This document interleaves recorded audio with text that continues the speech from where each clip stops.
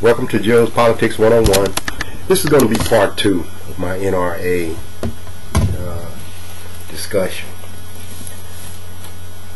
I ended the last one by pretty much saying that the idea that a gun protects you is a false sense of security, and that the information that the NRA and a lot of these gun advocates, gun rights supporters are telling you is information that's flawed in general about the federal government or any government trying to take your weapons away from you. What the first thing I think most people need to try and understand about these organizations, these talk show hosts like Alex Jones, Rush Limbaugh, and the thousands of countless others out there that's, you know, feeding you this crock of BS on a day-to-day basis, ostracizing the federal government, you know, saying what the federal government's going to do. You know, it's just their way of pumping you up full of, you know, that stuff. You know, we call it, sometimes starts with a B and kind of ends with a T.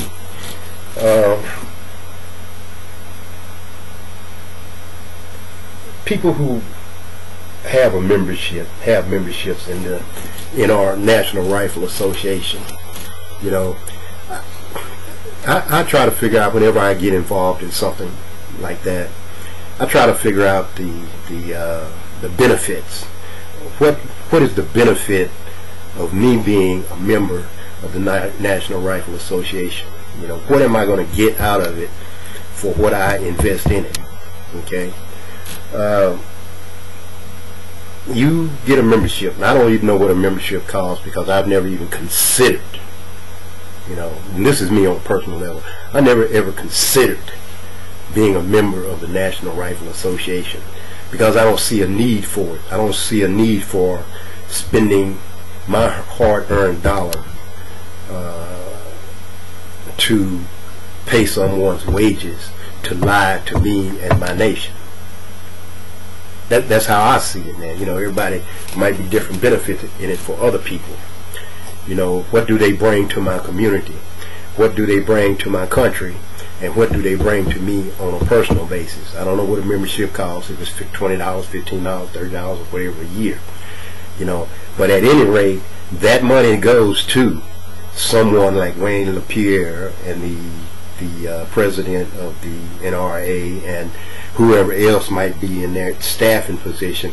It goes to them as a wage that they can make $1 million a year, or $50,000 a year, or $100,000 a year, or whatever the wages are.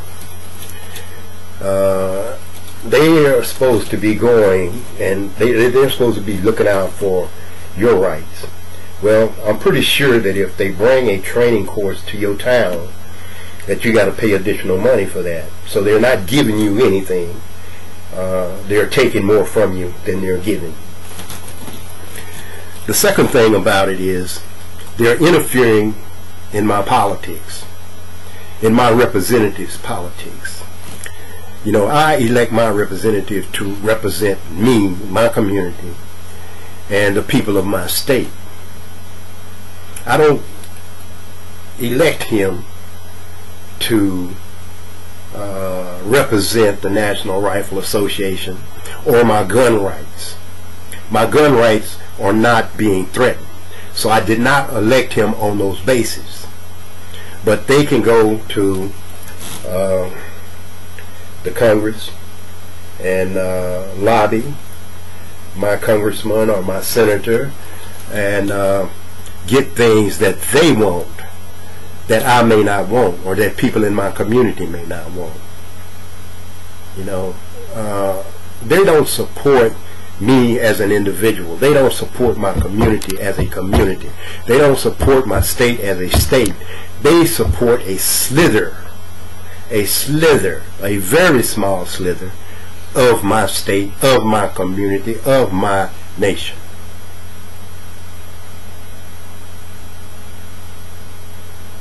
But they're driving the conversation about guns in this country based on their blown up version of the Second Amendment. No, Joe Scarborough said it the best, the twisted reading of our Bill of Rights. And they have twisted the Second Amendment into a huge misunderstanding to our nation. Anytime you got people out here talking about they're going to take on the federal government for whatever reason they might have, I'm so interested in finding out how are they going to take on the federal government or the state government or any government for that matter if they don't have a well-organized, well-regulated military. Who is the enemy? How do you discern who's the enemy? How do you discern when to take action? You know, am I going to be the enemy of that crew? You know, those are the things that's happening. You know, I mean, this is the United States of America. This is not, you know, Syria, Egypt, you know, some foreign country or Somalia or somewhere. This is not that country. This is not none of those countries. So how do you discern who you're going to take on? Who in the government? And will everybody agree with that? Will it be well organized? Will it be necessary that you need to have all of these kinds of weapons? You know, they're talking about semi-automatic, semi-this, semi-that.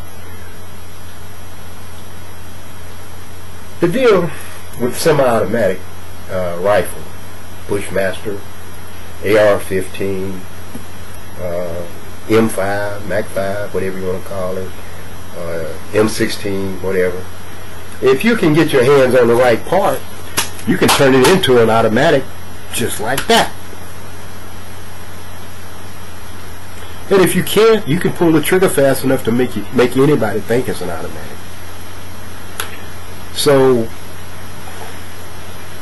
what are these folks talking about? It's a confusing situation. The NRA is a money-making organization. Me, I encourage anyone, any person who is a member of the NRA to withdraw your membership. Why are you sending these people your money for not providing you a service? They don't provide you a service. Do they send you some magazines or something? You know, I don't know. You know, I would never even consider joining an organization like that because it's lying to the people of the country. It's always saying, you know, they said Obama, Wayne LaPierre said prior to the election, oh, Obama's coming after your guns. President Obama is not coming after your guns. The Congress is not coming after your guns. No one is coming after your guns. You know, you think about your Constitution, your 4th and your 5th Amendment, where you know, you have the right to your privacy. You are secure within your home and your. It's when you take that gun outside of your house for a purpose that it's not supposed to be used for. It's when you jeopardize someone taking your gun. You put in jeopardy the ownership of that gun when you use it in a crime. You put it yourself in jeopardy when you take it and you carry it illegally. You put it in your right to own and bear that gun in jeopardy. That's when you put it in there. As long as it's in your house and not bothering anybody or ain't being used against anybody or threatening anybody, you have the right to it. Now, if something happens in your community that you need to take it out and go help defend your community or yourself or someone in your community, that's a different story. So,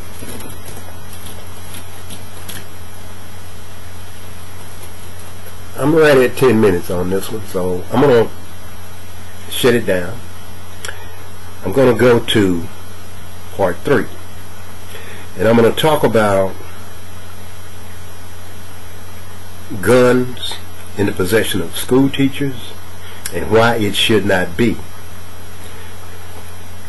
Guns in the hands of people who may know, or who may think they know, let me put it that way, what it's like to confront someone else with a gun. And it's going to be more about the NRA. You know, I've just been watching and listening and just trying to pretty much figure out why are these people attempting to force this subject about tyrannical government. You know, there's some hidden agenda there, you know, and I believe it lays in the Tea Party behavior and the Tea Party attitude. You see, the South have never gotten over the defeat of the Confederacy by the Union. And that might still be brewing, and it may be brewing in the manner of modern day warfare. So, you know, that could be my conspiracy theory. I don't know. But, you know, I'm just thinking in a wide range of ideas that float through my head when I hear all of this stuff. You know, but people like that Alex Jones, now he needs to go to the middle place and find out if he's right, the way he was acting on Piers Morgan. So Jones Politics 101. You can follow this up with part 3. You have a good day. God bless you. God bless America.